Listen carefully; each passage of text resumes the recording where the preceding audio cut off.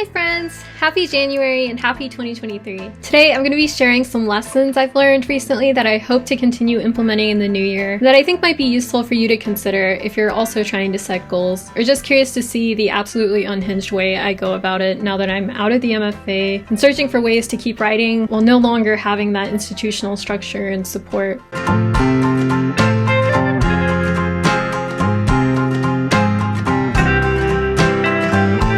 I actually took author Sarah Cannon's HB90 course in early December, and I'll be mentioning it a lot throughout this video. As you might guess from the name, HB90 is a 90-day planning system. So through the course, I finished planning my entire first quarter, the first 90 days of 2023. I'm also using the HB90 planner, which I printed out and hole punched into this A5 binder. I will link everything in the description below if you'd like to check it out. It's my first time using this planner and this planning system. I never even knew quarterly planning was a thing, but I'm excited by the prospect, and in the first 2 weeks at least, I found it to be a really good system. Let me know if you want a more in-depth review of the whole thing. A quick disclaimer. I do think that there are seasons of life when you might be going through something where it's totally okay not to want to be productive. And if that applies to you, videos like these are probably incredibly unhelpful and annoying, and I am very sorry. Feel free to take all the time you need before coming back to this. With that disclaimer, here are the greatest recent lessons I've learned regarding productivity. Number 1. Productivity is not a dirty word. You don't have to feel bad for wanting to be more productive. I have seen so many people in the past few months come out against the very idea of productivity and criticize hustle culture, and I do think that there's some merit to those arguments. I do. I think productivity for the sake of productivity can be dangerous, and I am guilty of that, but I do believe that it's important to rest and recover and check in with yourself periodically, and I will get into that later. That being said, if you're like me and you found that being busy and productive keeps you happy, don't let anyone make you feel bad about that. Number 2, plan quarterly, monthly, weekly, and daily, but then reassess every week and every day. When I'm planning quarterly, I'm planning for the best version of myself, my most ideal self. She's a little scuffed up when I'm planning the month, and she's almost a different person entirely when I'm planning the week and day. But that's okay. I found having a bird's eye view keeps me on track. It keeps me inspired and motivated. However, what I've discovered in the past 2 years or so is that I benefit a lot from weekly planning. Here is my weekly planning process. Every Sunday, I start by putting all the meetings I have scheduled for the week on the corresponding days in my weekly planner. Then I have a brain dump session where I list all the tasks I need to complete during the week in order to stay on track with the goals I set at the beginning of the quarter. I mostly write this list out by hand, but I found digital tools like the app Todoist really useful during particularly busy weeks when I'm overwhelmed and thinking faster than I can write. Next, I sort out this list and write each task down on a specific day in my weekly calendar so that I can make sure I'm not scheduling too much on any one particular day. Again, apps like Todoist are really useful in this regard because they allow you to easily move tasks around from day to day, which is especially helpful when things come up, as they inevitably do, and you end up needing to move things around. My next tip is to task stack whenever possible. Choose the path of least resistance by grouping similar tasks on similar days. Building themes around days makes it a lot easier for me to get things done. For example, I spend most of my time in comfortable clothes that allow me to get up and move because I take a lot of active breaks between Pomodoro sessions when I'm writing. That's how I'm able to walk around 5 miles every day. And I only wear makeup on probably like 2 days a week at most, but I had a work meeting today, so I had to get dressed and put on makeup. Because I knew I would need to do those things today, I decided to also make it a filming day. If you choose the path of least resistance, you're more likely to achieve your goals.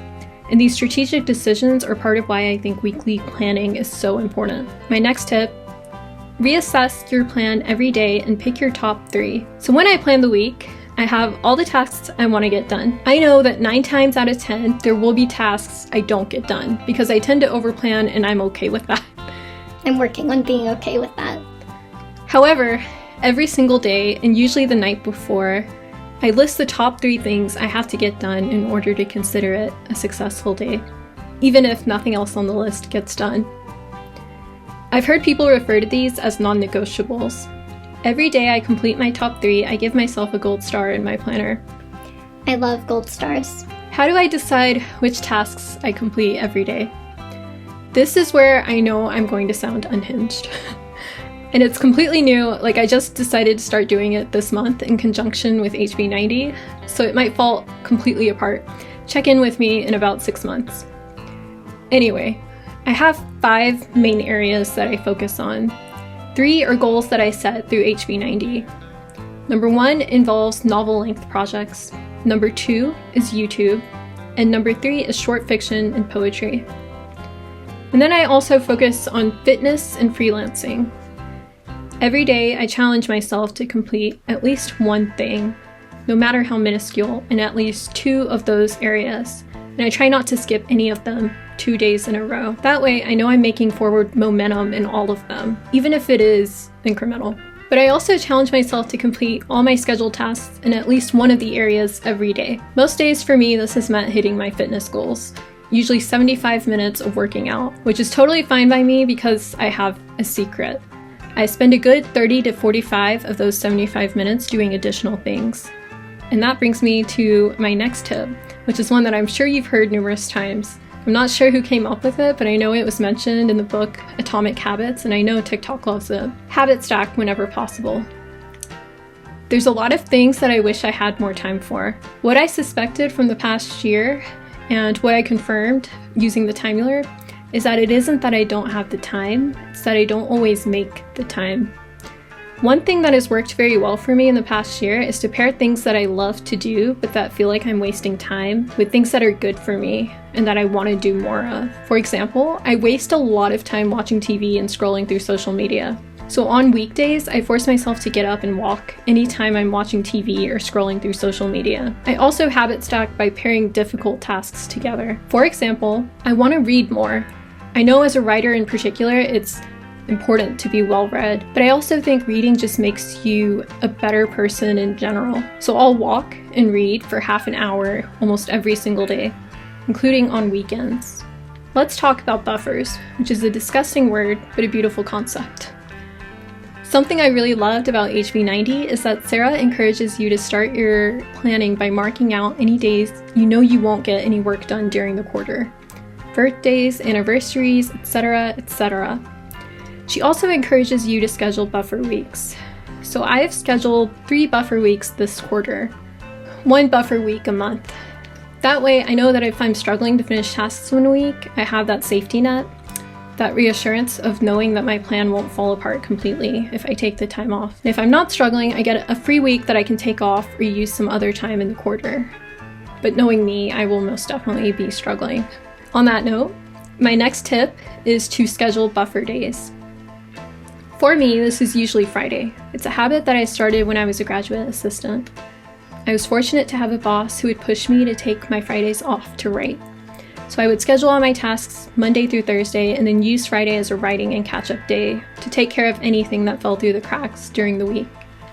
Just knowing that Friday was available gave me so much peace of mind. Now that I've graduated and I work part-time as a freelancer for a communications company, in addition to running this YouTube channel and maintaining my author career, I've found 3-day weekends very useful. I use Friday and Saturday to catch up on any tasks that fell through and absolutely have to get finished before the end of the week, but that's usually only 2 or 3 maximum. And then I use Sunday as a general rest, recover, reset day, where I'll plan for the week ahead, clean my apartment and myself, and just check in with myself. However, last week I discovered that I was feeling a little burned out midweek. I had a really hard day Wednesday where I couldn't bring myself to do anything. And so when I planned this week, I chose to schedule my most difficult tasks on Monday, Tuesday, and Thursday, and I made Wednesday a sort of mini buffer day. That brings me to my next tip: be intentional about rest. This is a lesson I'm still learning, and I get it wrong a lot. It's important to schedule rest days because if you don't, your body will do it for you, but it won't be as beneficial or as enjoyable that way. Last Wednesday, I knew by about midday that I wasn't going to be getting any work done. And instead of accepting that and allowing myself the time off, I spent the rest of the day stressing over the fact that I wasn't getting work done and trying to bring myself to work. If I had just cut my losses and told myself I was taking the day off, I probably would have fared better in the long term, mentally and emotionally. I would have gotten to take a break, and I probably would have come back stronger on Thursday. But because I didn't get any work done Wednesday, and I ended up needing to take Thursday off too. So I lost 2 days, and even though I did end up working on Friday, I didn't achieve all my week-end goals. 80% is better than 100%. This is a lesson that's nearly 3 decades in the making, because I've spent my entire life shooting for 100%. I was valedictorian of my high school class, not because I was the best student, but because I was probably just the most stubborn in the pursuit of obtaining that 100%. And I did have to sacrifice a lot because of that stubbornness. I wish I had spent that time working on my creative writing instead. In college, again, there was a time that I was triple majoring in the honors college. I did eventually drop a major and quit the college newspaper so that I would have more time to focus on completing my novel and applying to MFA programs. And I'm so glad I did that, but I probably could have done it better. A somewhat related thing I've learned in recent years, and why I think 80% is better than 100%, is that reps are more important than polishes. It's so important to finish things, but it's not as important to polish them to perfection. I spent 2016 through 2021 writing and rewriting a novel over and over again, trying to get it as close to 100% as I could. And despite receiving several requests from agents, it took me nowhere. But I started my thesis in the summer of 2021 and received 4 offers of representation by the end of March 2022. I think a big part of the reason why is that in the months between my final rewrite of that first novel and before I started working on my thesis, I was working on another novel for myself as a fun side project, and that novel really helped me gain a better understanding of narrative structure and world building, but I wasn't perfecting it for anyone. I was just shooting for 80%. Reps will do more for you than polishes, and 80% is better than 100%. My next 2 tips are my favorite ones. First, think of your past self. For over a year now, I've been very intentional about practicing gratitude. I try to write down every single day at least 3 things that I'm grateful for. And I never really understood why people did this until I applied a lens to it. And I found this absolutely life-changing. Every day I write down things I was grateful for today that I know my past self would have been thrilled by.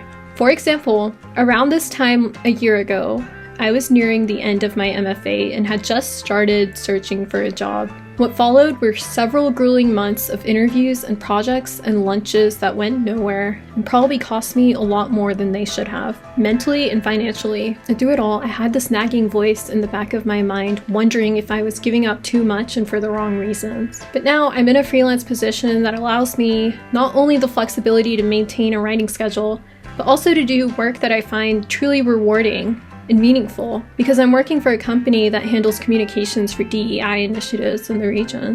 My next tip: think of your future self. My final tip is to do at least one thing every day with my future self in mind. Things that my future self will thank me for doing. This can be so many things, like making sure the sink is clean and dishes are put away every night before I go to bed. It can mean planning the next day so that future me doesn't have to spend the time doing it. It can mean completing admin tasks that I'd rather put off just to make sure she isn't stressed about them later. But sometimes it's also deciding to go to bed at a reasonable hour or scheduling rest days. So there you have it. Those are some lessons I've learned recently that I'm hoping to apply in 2023. I hope you found something useful. If so, please let me know via the comments. Please also share any of your own tips for productivity in the new year. I'd love to hear them. Thank you for watching, and I'll talk to you again soon.